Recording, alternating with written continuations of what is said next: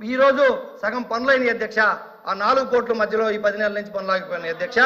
అయితే 10 పోర్టులు గతంలో ఉన్నోడితో పాటు మేము తీర్చిదిద్దామని చెప్తున్నాం అధ్యక్ష.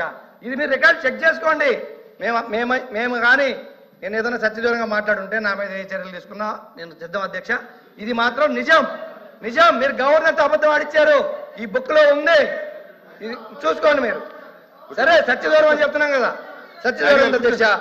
ఇదే కాకుండా అధ్యక్ష, ఈ పోర్టులకి బిజినెస్ రావాలి అంటే 5 రాష్ట్రాలు మన రాష్ట్రంలో ఆధారపడున్నాయి కాబట్టి తెలంగాణ కానీ, కర్ణాటక కానీ, ఛత్తీస్గఢ్ కానీ ఇలా అన్ని రాష్ట్రాలు మన మీద, కర్ణాటక కూడా కొంత ప్రాంతం మన ఆధారపడి ఉందని నేషనల్ హైవేల అధ్యక్ష గత ప్రభుత్వంలో 39,000 కోట్ల రూపాయలతో పోర్ట్ కనెక్టివిటీ నేషనల్ హైవేస్ భారతదేశ ప్రభుత్వం ఇచ్చింది అధ్యక్ష. మన ప్రభుత్వంలో మన ఎంపీలు తీసుకొచ్చారు అధ్యక్ష. అది కూడా ఆర్థిక విధ్వంసం అని అడుగుతాను అధ్యక్ష. ఈ సందర్భంగా నేను అయిపోయిన తర్వాత ఫిషర్మెన్స్ అందరికి కూడా ఆక్వా అభివృద్ధి చెందుద్దని చెప్పని దాదాపు 9 ఫిషింగ్ హార్బర్స్, 5 జెట్టీస్ గత ప్రభుత్వంలో నిర్మాణం చేపట్టింది అధ్యక్ష. అది కూడా వాస్తవం అధ్యక్ష. రికార్డులు చెక్ చేసుకోవచ్చు. ఎన్ని పనులు జరిగినాయి, ఎన్ని పనులు జరుగుతూ ఉన్నాయి, ఎన్ని పూర్తయినాయి అనేది కూడా అధ్యక్ష ఇవి మీరు చూసుకోవచ్చు. కానీ దీంట్లో ఆ ప్రస్తావన లేదు అధ్యక్ష ఈ గవర్నర్ ప్రసంగంలో. ఈ కాకుండా మెడికల్ కాలేజీ అధ్యక్ష 11 ప్రభుత్వ మెడికల్ కాలేజీలతో 75 ఏళ్లలో ఈ రాష్ట్రంలో కడితే ప్రైవేట్ మెడికల్ కాలేజీలు కాదు అధ్యక్ష, వ్యాపార సంస్థలు కాదు అధ్యక్ష. 17 ప్రభుత్వ మెడికల్ కాలేజీల కోసం గత ప్రభుత్వం కేంద్ర ప్రభుత్వం దగ్గర అనుమతులు తీసుకొచ్చి దాదాపు 5 ప్రభుత్వ కాలేజీలు కంప్లీట్ చేస్తే మిగతా కాలేజీలు యూసే లేదు అధ్యక్ష. అవి ప్రైవేట్ పరం చేస్తారా, ప్రభుత్వంగా కట్టిస్తా అనేది దీంట్లో ప్రస్తావన లేదు అధ్యక్ష. ప్రజలు ప్రభుత్వ మెడికల్ కాలేజీలే ఉంటాయా, వాటిని ప్రైవేట్కి ఇస్తారా అనేది క్లారిటీ లేక చాలా కన్ఫ్యూజన్ ఉన్నారు. అది గవర్నర్ ప్రసంగంలో చేర్చుంటే బాగుండేదని నా అభిప్రాయం అధ్యక్ష. అలాగే టూరిజం అధ్యక్ష, టూరిజం విషయంలోకి వచ్చేటప్పటికి చెప్పండి, మాటలకే పరిమితమైంది కదా ప్రభుత్వం. పాయింట్ కి రిప్లై చెప్పవసరం, లాస్ట్ లో రిప్లైకి అవకాశం ఉంది.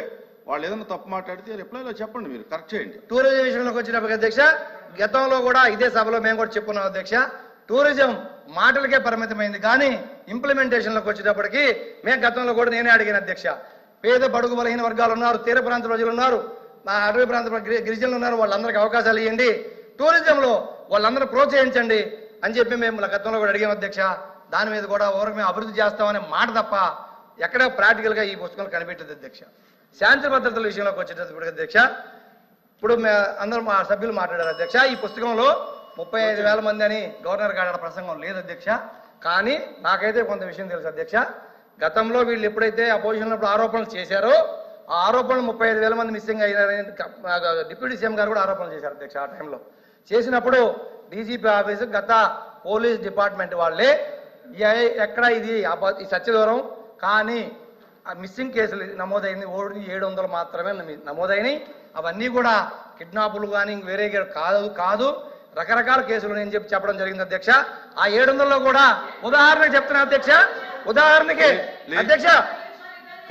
ఉదాహరణకి పవన్ కళ్యాణ్ గారు గవర్నమెంట్ వచ్చిన తర్వాత వాళ్ళ మదర్ వెళ్ళి కంప్లైంట్ ఇస్తే వాళ్ళు కాశ్మీర్లో ఉంటే ఆ అమ్మాయి ఎవరినో ప్రేమించి పెళ్లి చేసుకుని కాశ్మీర్ నివాసం ఉంటే ఆ పాపను తీసుకొచ్చి వాళ్ళ తల్లిదండ్రులకు కూడా డిప్యూటీ సీఎం గారే అప్పచెప్పిన సందర్భం చూసాం అధ్యక్ష.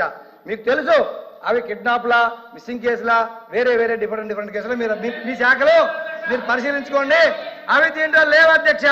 ఇదే కాకుండా ఫైనల్ లాస్ట్ అధ్యక్ష, లాస్ట్కి అధ్యక్ష ఇవన్నీ ఒక ఎత్తు అయితే ప్రజాస్వామ్యంలో మనందరం ప్రజాస్వామ్యబద్ధంగా ఎన్నుకునే సార్. దయచేసి చాలా important subject sir.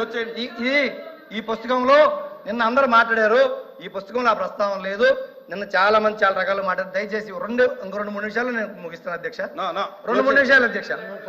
Last point అధ్యక్ష, లాస్ట్ పాయింట్. చాలా మంది ఉన్నారు. అవును లాస్ట్ పాయింట్ అధ్యక్ష. 15 నిమిషాలు కూడా ఇలా నాకు 15 నిమిషాలు కూడా గంటలో లాస్ట్ పాయింట్ అధ్యక్ష.